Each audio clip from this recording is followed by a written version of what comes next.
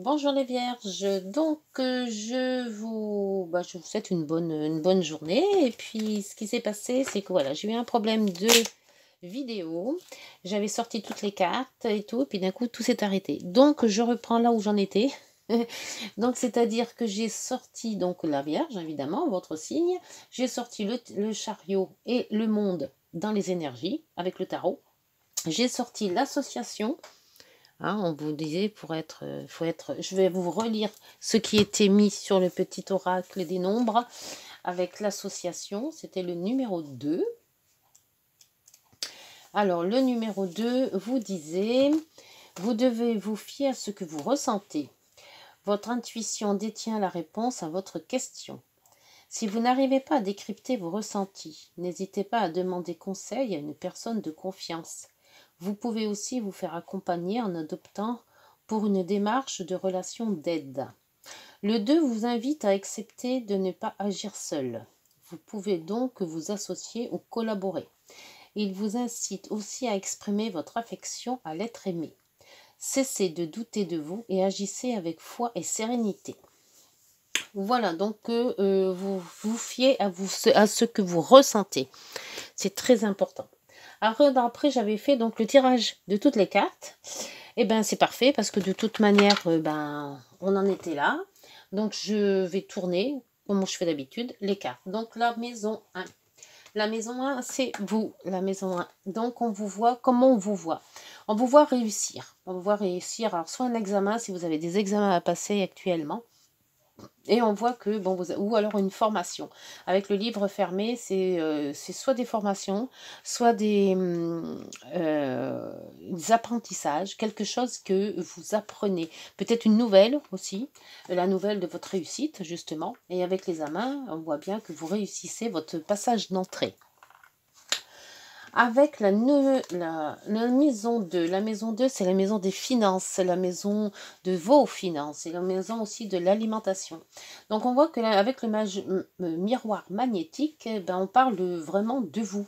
Hein. Et on voit qu'avec l'étoile, nos vœux sont exaucés. On suit sa bonne étoile. On a des très bons contacts avec tout ce qui est fluide, tout ce qui est ressenti, tout ce qui est... Voilà. On suit vraiment, c'est ce qu'on vous dit à l'association, il faut vraiment suivre son chemin d'étoile. L'étoile va vous guider. Donc en maison 2, question argent, ça devrait bien se passer. En maison 3, c'est les frères, les sœurs, la communication, les contrats, le courrier, les rencontres. On voit qu'il y a de la stabilité dans tout ça et aussi de la prudence. Alors, peut-être dans les contrats, si vous avez un contrat signé, parce que là, on voit que vous avez fait une formation qui va réussir, on va peut-être vous proposer un contrat. Alors, au lieu de signer tête baissée comme ça, sans rien voir, sans rien lire, faites attention quand même, lisez votre contrat à tête reposée et bien comme il faut. Si c'est pour vos frères et sœurs, on voit qu'il y a quand même de l'instabilité. Alors peut-être voir ce qui ne va pas et pourquoi ça ne va pas. Ou alors voir aussi qu'on vous propose peut-être un travail indépendant. Pour la maison 4, la maison de votre famille, si vous êtes marié, enfant et femme ou homme, hein, votre conjoint, ou la famille de votre... Oh, c'est excellent. Ou la famille de votre famille, si vous n'êtes pas marié, c'est vraiment le père et la mère. Donc on voit quand même que vous avez de la chance et des opportunités en famille et peut-être une joie. Alors si vous n'étiez pas marié ou voilà ou pas paxé, on voit que on officialise une union et on voit quand même qu'on a de la chance. Donc en famille, ça peut qu'être très bien. Très très bien en famille. Pour la maison 5, la maison des amours des enfants, la maison des jeux, la maison des vacances, la chance, tous les plaisirs de la vie. On vous offre de la nouveauté ou peut-être un bébé en route, peut-être, ou une formation de bébé. On équilibre les choses. Donc en maison 5, si on est amoureux, on s'équilibre peut-être en projetant d'avoir un enfant. Si c'est pour les jeux, on voit que c'est une nouveauté. Donc peut-être un nouveau jeu à faire. Hein, on ne sait pas, voilà, se lancer dans quelque chose. On a de la chance quand même et on a quand même un équilibre. Donc en maison 5, les enfants, les jeux, l'amour, tout ça, les vacances, les plaisirs, tout se passe très très bien. Et il y a quand même pas mal de nouveautés. Donc peut-être un bébé. Hein. Ça se pourrait pour les couples qui pourraient avoir cette union ici, peut-être projeter d'avoir quelque chose de plus équilibré et de faire peut-être un bébé. En maison 6, la maison du quotidien. La maison du travail, de la santé, des efforts, des contraintes, du jour le jour. On voit qu'on culpabilise. Et on voit aussi qu'il y a une femme. Alors cette femme, c'est peut-être vous. C'est peut-être, bon, on voit femme, mais comme c'est général, vous mettez à votre genre. Hein. Et on voit qu'on vous culpabilise de peut-être d'en faire trop, peut-être, ou de pas en faire assez. Ça se peut aussi. Donc, on voit qu'au quotidien, eh ben, que vous fassiez ou que vous fassiez pas, c'est pas top, quoi. C'est jamais assez ou c'est trop, voilà. En maison 7, la maison des autres, la maison du conjoint, du couple, des partenariats. On voit qu'il y a de la sexualité, du plaisir et un déménagement ou un changement. Alors, soit il y a un changement dans vos relations et on voit que vous allez vers d'autres plaisirs. Ou alors, il y a carrément un déménagement qui vous fait très plaisir. Donc en maison 7, c'est tout ce qui concerne l'autre et les autres. Donc on voit quand même qu'il y a un grand changement dans vos relations. Relations professionnelles, amicales, relationnelles. Hein. Pour la maison 8, la maison donc l'argent des autres. La maison des banques, c'est la maison aussi de la sexualité, c'est la maison de l'argent qu'on peut avoir par rapport aux primes, par rapport à un employeur ou les actions sociales aussi. Alors, il y a la distance et on a l'opportunité. Alors, si on a peut-être l'opportunité de voyager, de prendre de la distance, de partir de là où on est, ça va être avec une opportunité. On va avoir une opportunité de se déplacer. Une opportunité qui va peut-être justement nous faire gagner de l'argent. Alors, voyez si ça vous parle.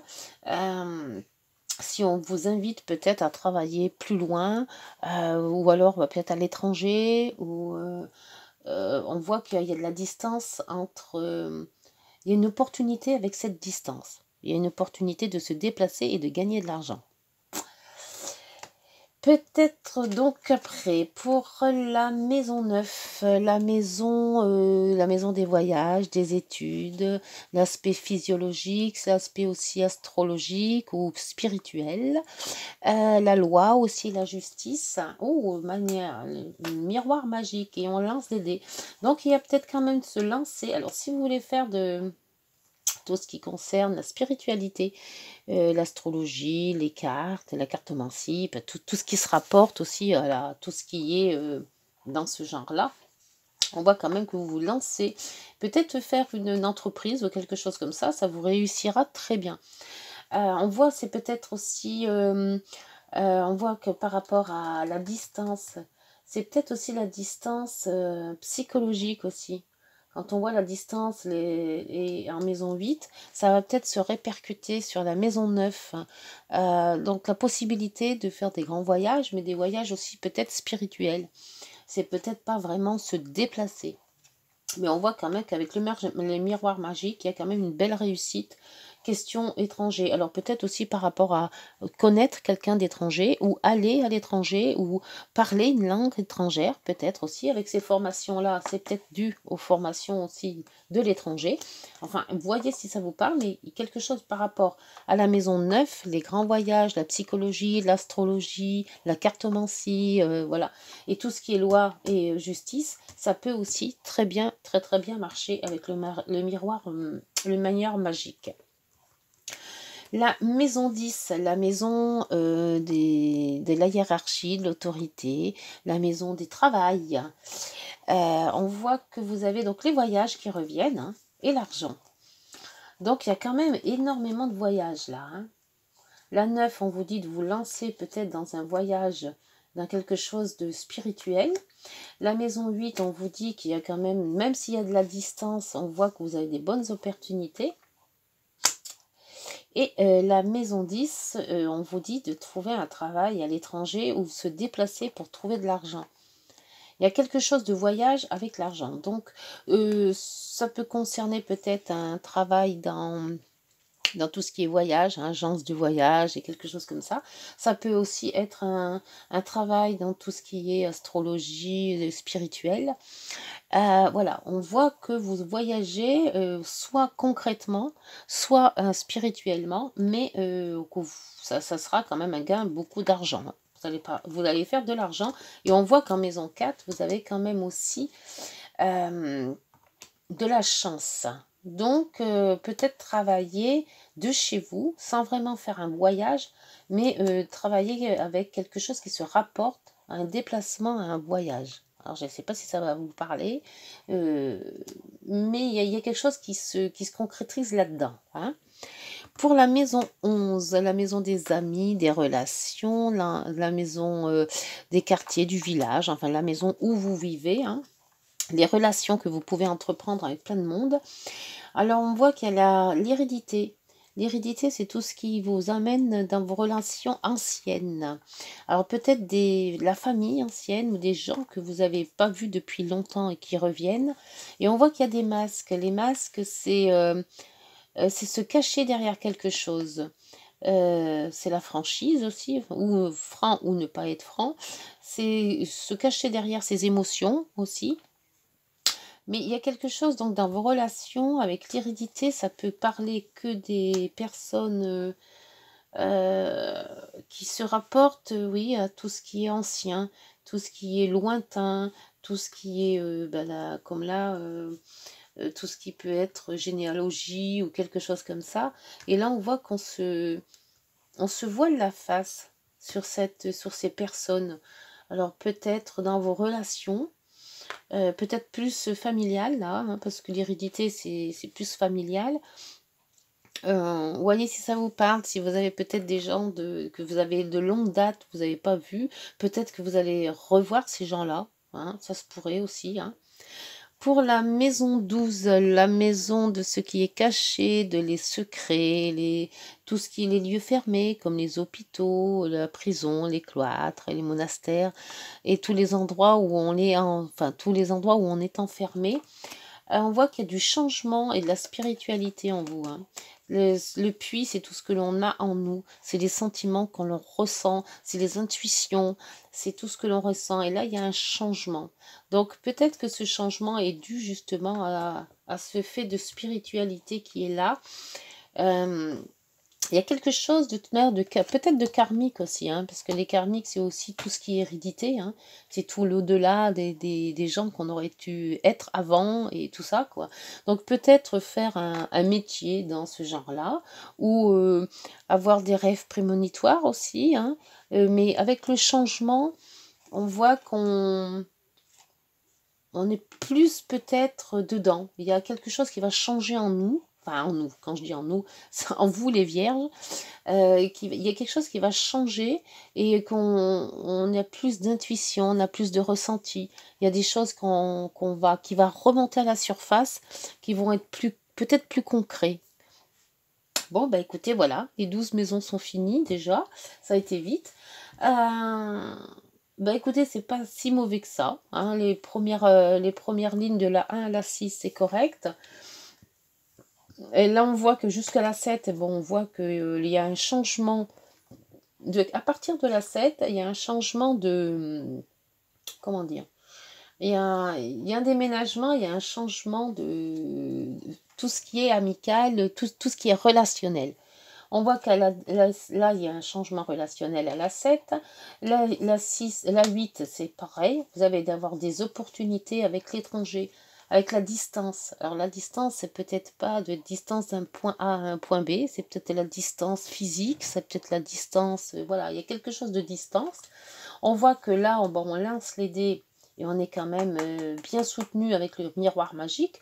Donc on voit quand même qu'on réussit et on n'oublie pas qu'on a le monde aussi, hein, parce que miroir magique et monde, c'est les mêmes cartes. C'est pas les mêmes tarots. Tarot Marseille, c'est le monde, et les rêves enchantés, c'est le miroir magique. Donc là, on se lance sur quelque chose qui va réussir.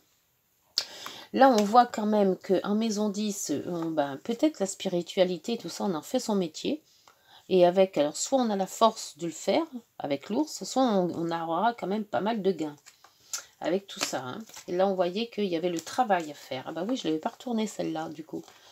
Il y avait donc le bateau, le vaisseau et le travail. Donc, c'est vraiment un travail à faire sur soi, un travail spirituel. Moi, pour moi, c'est ça. Hein. C'est quelque chose qui est plus ancré en nous. Hein. Après, pour la 11, là aussi, c'est pareil. On a tout un travail à faire sur son passé. L'hérédité, c'est le passé. Alors, soit c'est le passé de vous-même en tant que vierge, soit c'est le passé de tout ce qui est hérédité par rapport à votre famille. Et il ne faut pas se voiler la face. Il faut vraiment être dedans. Voilà, avec le bien et le mal, hein, parce que c'est comme ça.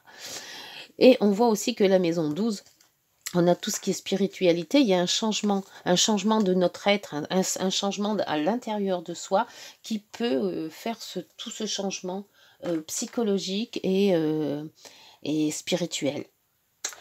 Alors, pour tout ce qui est sentimental, j'ai tourné l'affection.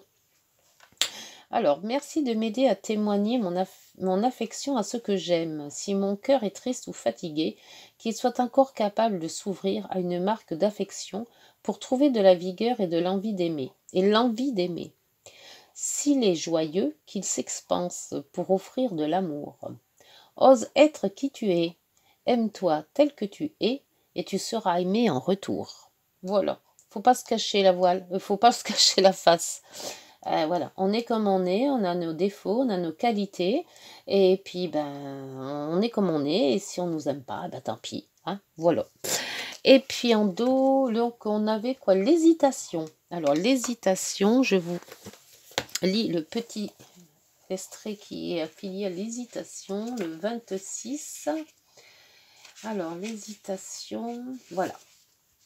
Alors je sais pas trop à quoi ça ressemble. C'est deux petites flèches, mais je ne sais pas trop à quoi. On dirait une tête avec deux flèches. Tu es face à une personne qui n'a vraiment pas les idées au clair. Elle hésite. Elle n'est pas vraiment décidée à dire oui ou non. Il va falloir lui laisser du temps afin qu'elle prenne une décision. Si cette carte est proche de la carte 41, il est possible que l'hésitation provienne du fait que tu ne sois pas seul à aimer et ne sait pas définir ses sentiments. Donc là, j'ai pas d'autres cartes parce que j'en ai sorti qu'une. Donc on voit que l'hésitation, on ne sait pas si on doit faire ou pas faire, on hésite, voilà, on ne sait pas sur quel pied danser. Alors ça peut être nous ou ça peut être la personne, l'autre, hein, qu'on a dans le cœur ou pas, hein, voilà. Et donc il y a une hésitation. Cette hésitation, on voit que faut franchir le pas. Il faut savoir si on dit oui ou si on dit non. Voilà, allez, avec les petites heures miroirs. Et là, c'est pour ça qu'il y avait l'étranger, là, en fait. Et quand on voit, il y a l'étranger, il y a la maison et le carrefour. Hein. C'est ça l'hésitation, hein, le choix. L'étranger, c'est ce qu'on reçoit ou ce qu'on doit aller. Et la maison, c'est là où on veut, c'est vraiment s'établir. Hein.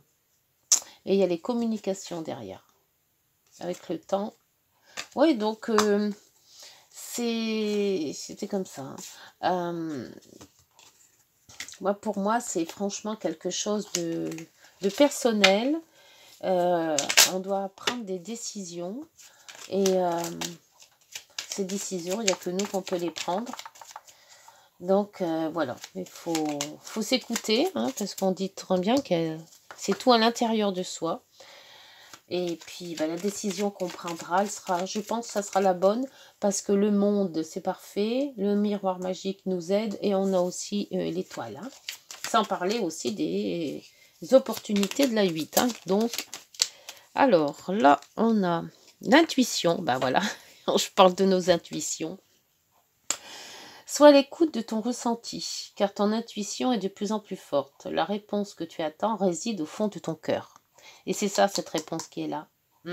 On sait déjà ce qu'on va dire, en fait. Après, mauvaise nouvelle au dos de deck. Tu dois prendre conscience d'un événement qui arrive. Tu dois revoir tes priorités et chercher des conseils pour avancer. Alors peut-être que si on a justement cette intuition et qu'on n'est pas sûr de ses intuitions, on peut demander à une personne proche, hein, qu'on a confiance, de peut-être nous aider à être plus clair. à essayer de voir les choses un peu mieux. Et c'est pour ça qu'on a cette hésitation là aussi, hein. On nous dit hein, que si on hésite vraiment de demander à quelqu'un de confiance, à y voir plus clair. Et ben voilà, donc ben écoutez, j'ai fini la guidance, les vierges. J'espère que cette guidance vous aura plu, qu'elle vous aura peut-être aiguillé sur ce que vous devez faire ou pas. D'ici là, ben, je vous dis de passer un bon mois de décembre et aussi de bonnes fêtes. Et puis d'ici là, ben, on se reverra donc en janvier. Bonne soirée, prenez soin de vous. Au revoir.